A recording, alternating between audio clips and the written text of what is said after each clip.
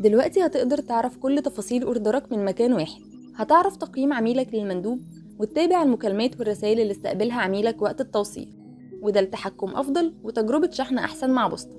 من صفحة الأوردرات هتختار الأوردر اللي حابب تتابع تفاصيله، ومن قسم تفاصيل الأوردر هتقدر تعرف كل تفاصيل الشحنة زي وقت الوصول المتوقع ليها وعدد محاولات التوصيل وطرق تواصل عميلك مع بوسطة سواء من خلال المندوب أو عن طريق رسائل واتساب. كمان هتعرف أسباب فشل التوصيل في حالة إرجاع الأوردر.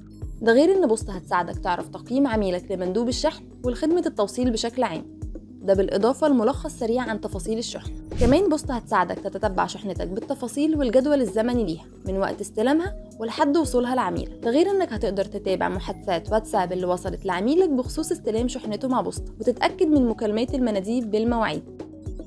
وفي حالة رفض عميلك لاستلام الأوردر، بوسطة بتوفر لك إعادة محاولة الشحن المرة أخيرة بدلاً من استرجاع الشحن، وده عشان نساعدك توصل شحنتك أسرع وبتكاليف أقل من الاسترجاع وإعادة الشحن.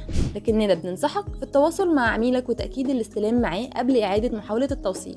ابدأ دلوقتي، اشحن أسهل وكبر شغلك مع بوسطة.